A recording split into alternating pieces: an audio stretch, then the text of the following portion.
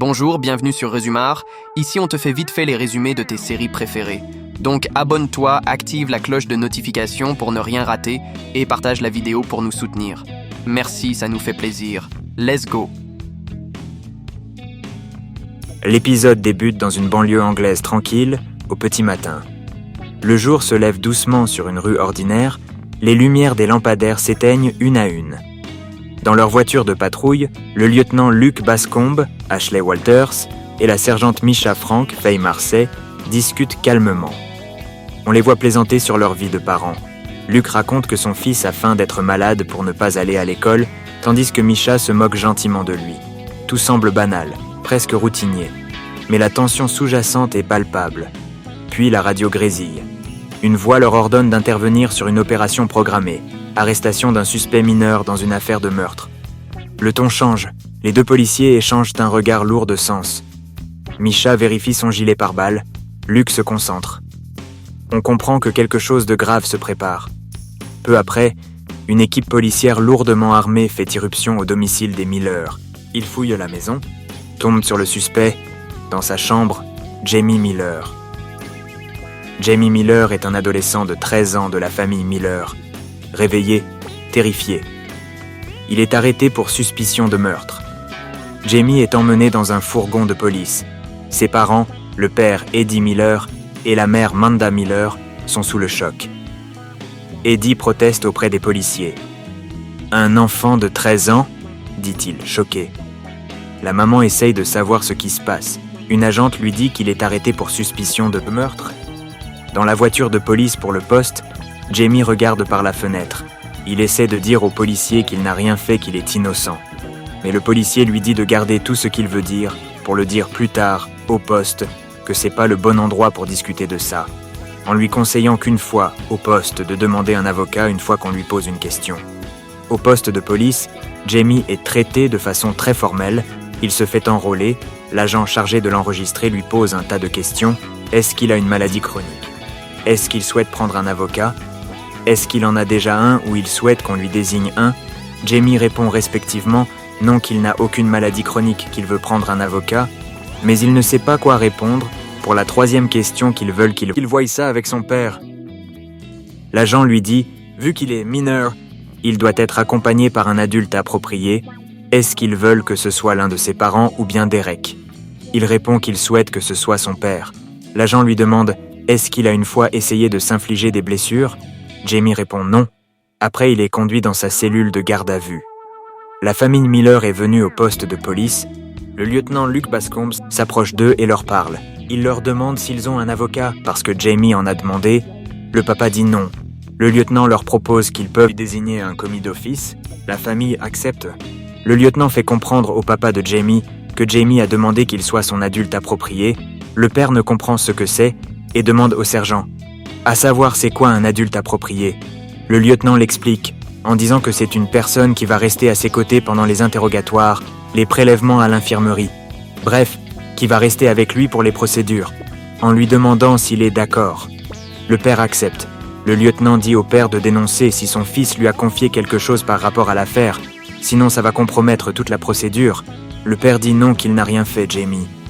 L'infirmière arrivée en retard va voir Jamie dans sa cellule, avec son papa, et lui pose quelques questions. Elle lui demande s'il peut l'expliquer, ce qui veut dire d'être en état d'arrestation. Jamie lui répond « Ça veut dire que la police pense qu'il a fait quelque chose, alors elle le garde ici pour voir si c'est vrai. » L'infirmière continue. « Pourquoi tu auras besoin d'un avocat ?» Jamie lui répond pour l'accompagner à ne pas dire des choses qu'il ne faut pas. Monsieur Miller, le papa et l'infirmière ressortent. Jamie est refermé tout seul. L'avocat qui est désigné pour Jamie Miller vient voir la famille Miller. Il leur explique comment ça va se passer, il va se renseigner de tout ce qui s'est passé depuis l'arrestation de Jamie et avoir tous les détails de l'affaire des agents qui ont procédé à l'arrestation. Il leur demande s'ils veulent se plaindre du traitement qu'ils ont reçu jusqu'à maintenant. La femme Miller répond oui, qu'ils ont débarqué de manière sauvage, défoncé la porte, saccagé la chambre. L'avocat leur fait comprendre que quand l'affaire concerne une mort violente, c'est parfois ce qui se passe. Le tout, c'est de savoir si c'est proportionné ou non. Mais si vous voulez bien, on verra ça plus tard. Le plus important pour l'instant, c'est de savoir comment va Jamie, dit-il. Il va ensuite voir les agents pour récupérer des informations. Il se présente à Jamie. On lui prend des photos de face et de profil, des prises d'empreintes. L'infirmière fait les prélèvements sanguins.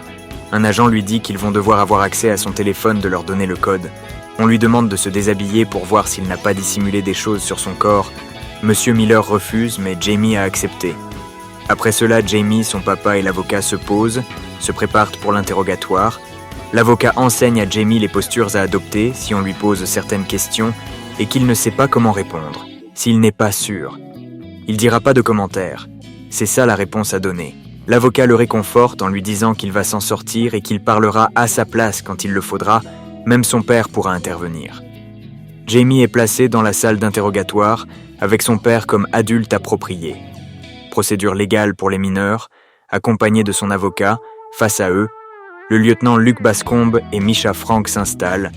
L'interrogatoire est enregistré en audio et en vidéo. Le lieutenant Bascombe rappelle à Jamie ses droits. Il lui dit qu'il a le droit de garder son silence, mais cela pourrait nuire à sa défense lors de son interrogatoire s'il ne mentionne pas un élément qu'il utilisera à l'audience. Tout ce qu'il dira pourra utiliser contre lui. Bascombe lui demande qu'est-ce qu'il a fait la nuit dernière. Il répond pas de commentaires. Bascombe lui dit qu'il a eu accès à son bulletin scolaire. Jamie demande pourquoi. Bascombe lui dit que le collège lui a fait parvenir. Bascombe lui dit qu'il est un très bon élève, qu'il veut faire des études supérieures plus tard. Jamie dit qu'il ne sait pas encore. Bascombe lui dit que son prof lui a parlé des changements de comportement récents, qu'il peut lui parler de ça. Il dit qu'il n'en sait rien. Bascombe lui demande « Est-ce qu'il a des amis ?» « Oui », répond Jamie. Bascombe dit « Qui sont ses meilleurs amis ?» « Pas de commentaire, dit Jamie. « Tu ne risques rien, t'inquiète pas, dit Bascombe. » Jamie lui dit qu'il ne sait pas s'il va le croire parce qu'ils ont débarqué et défoncé la porte de chez eux ce matin et qu'il ne sait pas s'il va le croire. Bascombe lui dit qu'ils vont parler maintenant de relations amoureuses de type sexuel. Jamie veut savoir pourquoi. Bascombe lui dit qu'il a remarqué des choses sur son Instagram en lui montrant certaines photos de certaines filles et lui demande « À savoir qu'il pense quoi des femmes, qu'il est attiré par des femmes ?» Jamie dit oui.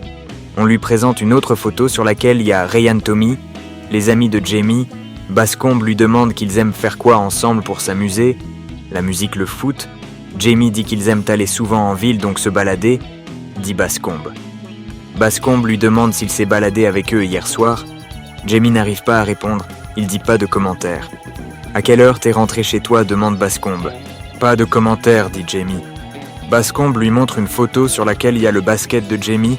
Il essaie de vouloir nier, mais finit par avouer. Après, la sergente sort une photo et lui dit « C'est Katie Leonard. Tu la connaissais, n'est-ce pas ?» demande la sergente. « Oui, on n'est pas dans la même classe, » dit Jamie. « Vous êtes amis ?»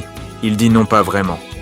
Après des heures d'interrogation, Jamie a essayé de tout nier, mais les preuves ont suffi pour confirmer qu'il est coupable.